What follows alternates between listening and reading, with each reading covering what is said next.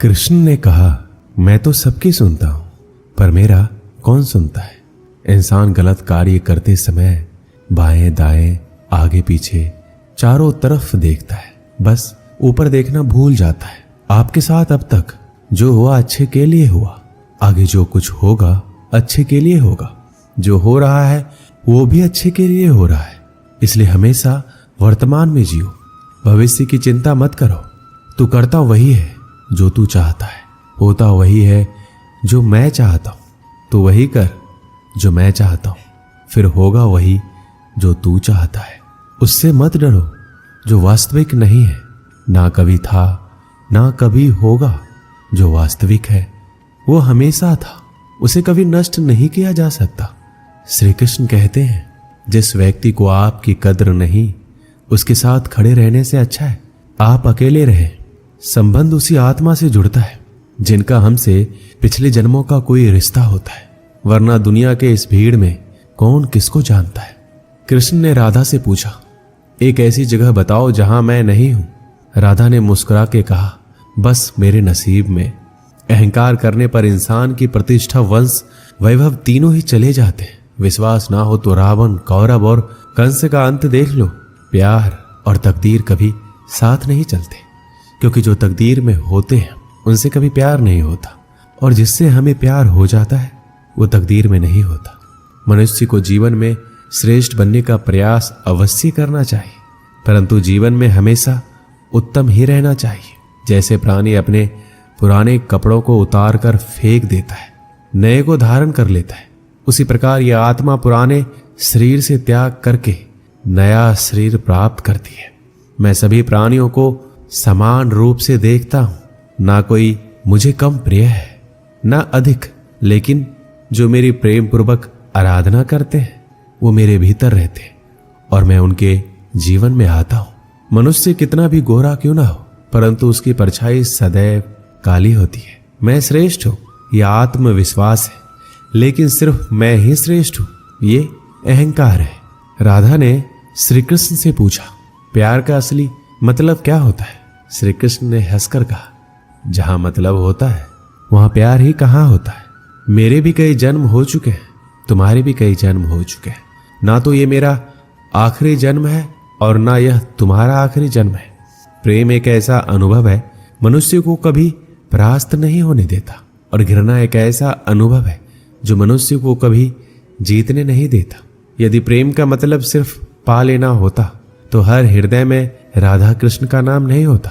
अच्छी किस्मत के लोग थोड़ा भी बुरा होने पर भगवान को कोसते हैं, और बुरी किस्मत के लोग थोड़ा भी अच्छा होने पर भगवान का स्मरण और धन्यवाद करते हैं। स्वार्थ से रिश्ते बनाने की कितनी भी कोशिश कीजिए वो कभी नहीं बनते, और प्रेम से बने रिश्तों को कितना भी तोड़ने की कोशिश कीजिए वो कभी नहीं टूटते। मान अपमान, लाभ हानि, खुश हो जाना या दुखी हो जाना, ये सब मन की शरारत है। ये सच बात है कि भूल करके इंसान कुछ सीखता है, परंतु इसका मतलब ये नहीं कि वह जीवन भर भूल करता रहे और कहे कि हम सीख रहे हैं। पूरी दुनिया जीती जा सकती है संस्कार से, और जीता हुआ आदमी भी हार जाता है अहंकार से। अच्छा इंसान बनने के लिए उतना ही प्रयास कीजिए जितना सुंदर दिखने के लिए करते हैं। सत्य को अपमान वही व्यक्ति मानता है जिसे असत्य से कोई लाभ हो। निंदा से घबराकर कभी अपने लक्ष्य को ना छोड़े, क्योंकि सफलता मिलते ही निंदा राय में बदल जाती है। बुरा वक्त कभी बताकर नहीं आता, लेकिन सिखाकर बहुत कुछ चला जाता है। फर्क सिर्फ आपकी सोच का है, वरना जिंदगी में समस्याएं कमजोर करने के लिए नहीं, मजबूत बनाने के लिए आती। अगर मार्गदर्शन सही मिले तो एक छोटा सा दीपक भी किसी सूरज से कम नहीं। जिस इंसान को हार और जीत से कोई फर्क नहीं पड़ता, वो दूसरों की जीत में भी खुश रहता है। जिंदगी में दो लोगों का होना बहुत जरूरी है। एक कृष्ण जो ना लड़े फिर भी जीत पक्की कर दे, दूसरा कर्ण जो हार सामने हो फिर भी साथ ना छोड़े। अच्छे लोगों की कृष्ण परीक्षा बहुत लेता है, परंतु साथ नहीं छोड़ता, और बुरे लोगों को कृष्ण बहुत कुछ देता है, परंतु साथ नहीं देता। भरोसा अगर खुद पर रखो तो ताकत बन जाती है, और दूसरों पर रखो तो कमजोरी बन जाती है। आप कब सही थे इसे कोई याद नहीं रखता है, परंतु आप कब गलत थे इसे सब लोग याद रखते। जन्म लेने वाले के लिए मृत्यु उतने ही निश्चित है जितना कि मृत्यु होने वाले के लिए जन्म लेना। इसलिए जो अपरिहार्य है उस पर शोक मत करो।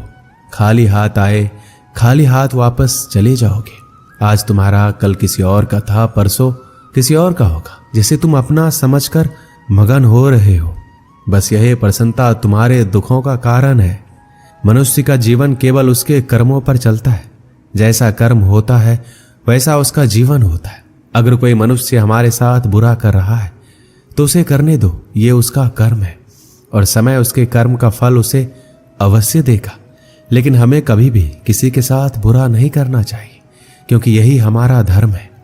जिंदगी में सदैव अवसरों का आनंद लेना चाहिए, लेकिन किसी के भरोसे को तोड़कर नहीं। जो मन को नियंत्रित नहीं करते उनके लिए वह शत्रु के समान कार्य करता है। अगर व्यक्ति शिक्षा से पहले संस्कार, व्यापार से पहले व्यवहार और भगवान से पहले माता पिता को पहचान ले तो जिंदगी में कभी कोई कठिनाई नहीं आएगी। बंधन रिश्तों का नहीं, एहसासों का होता है। जहां एहसास खत्म वहां रिश्ता खत्म। मेरे रोने पर मेरे आंसू कृष्ण जी पोंछ देते हैं। दिखते तो नहीं है पर मुझे पता है वो मेरे संग बैठकर रो देते हैं। अगर ईश्वर तुम्हें ज्यादा प्रतीक्षा करवा रहे हैं तो हो सकता है जितना तुमने मांगा है उससे ज्यादा तुम्हें देने वाले हैं। इस संसार में मनुष्य किसी भी रूप में बड़ा नहीं होता, बल्कि मनुष्य के पीछे जो ताकत खड़ी होती है वो ज्यादा बड़ी होती है। सदैव संदेह करने वाला व्यक्ति के लिए प्रसन्नता ना इस लोक में है ना कहीं और। अगर आप जीवन में असफल होते हैं तो आपको दोबारा प्रयास करने में कभी नहीं घबराना चाहिए, क्योंकि जब आप दोबारा प्रयास करते हैं तो आपकी शुरुआत सुनने से नहीं बल्कि आपके अनुभव से होती है। मनुष्य अपने विश्वास से निर्मित होता है। जैसा वो विश्वास करता है वैसा वो बन जाता है। इस पूरे ब्रह्मांड में ऐसी कोई ताकत नहीं जो इंसान की इच्छाओं की पूर्ति कर सके, क्योंकि इंसान की इच्छाएं एक समुद्र के समान होती है जिसे कभी भी भरा नहीं जा सकता।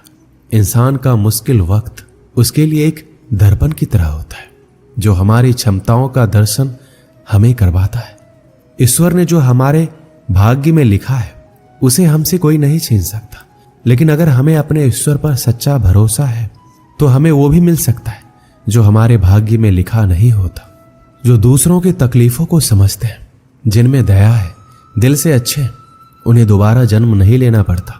यदि कोई व्यक्ति प्रेम से, भक्ति से पुष्प, फल, जल भी मुझे चढ़ा दे तो उसी भाव से उसे स्वीकार करता हूं और वो मेरा प्रिय भक्त होता है।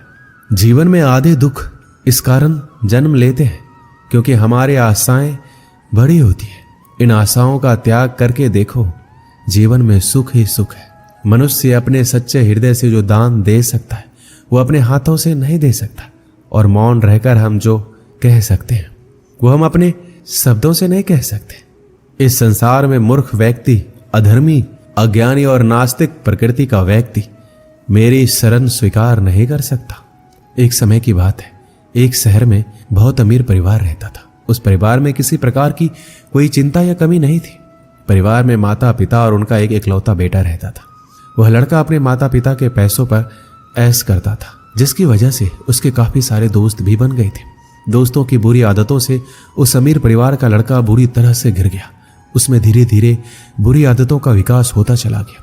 बेटे की बुरी आदतों से परेशान होकर उसके माता पिता प्रतिदिन चिंतित रहने लगे। दोनों अपने बेटों को समझाते, परंतु बेटे को यह बात समझ में नहीं आती थी।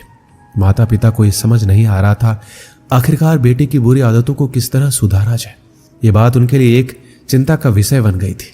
बेटे की बुरी आदतों से परेशान होकर उसके पिता ने उसे एक सबक के जरिए संगति के असर के फायदे और नुकसान के बारे में सिखाना चाहा।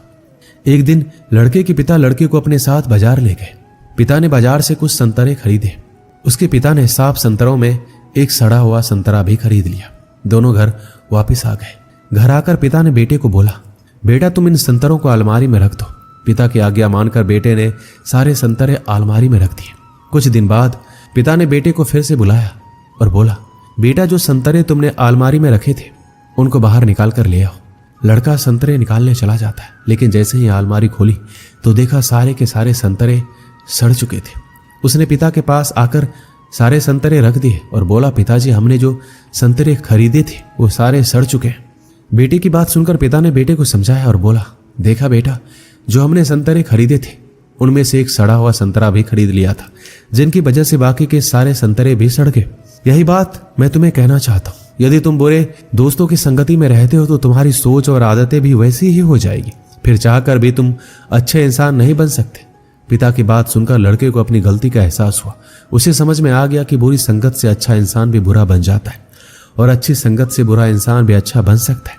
लड़के ने अपने माता पिता से माफी मांगी और गलत संगत छोड़ने का वचन दिया। यदि आप किसी श्रेष्ठ व्यक्ति की संगत में आते हो तो उसके शुभ विचार, उसके गुण, उसका स्वभाव आप में आ जाता है और आप श्रेष्ठ बन जाते हो। यदि आप किसी बुरे व्यक्ति की संगत में आते हो तो आपके ये शुभ विचार, आपके अच्छे गुण आपसे छीन लेगा और आपको ज्ञात भी नहीं होगा। ये संगति बहुत महत्वपूर्ण है और ये संगति ही आपका नियति निर्धारित करती है। दोस्तों, इस वीडियो में बस इतना ही। मिलते हैं अगले वीडियो में। अपना ख्याल रखिएगा। जय श्री कृष्ण।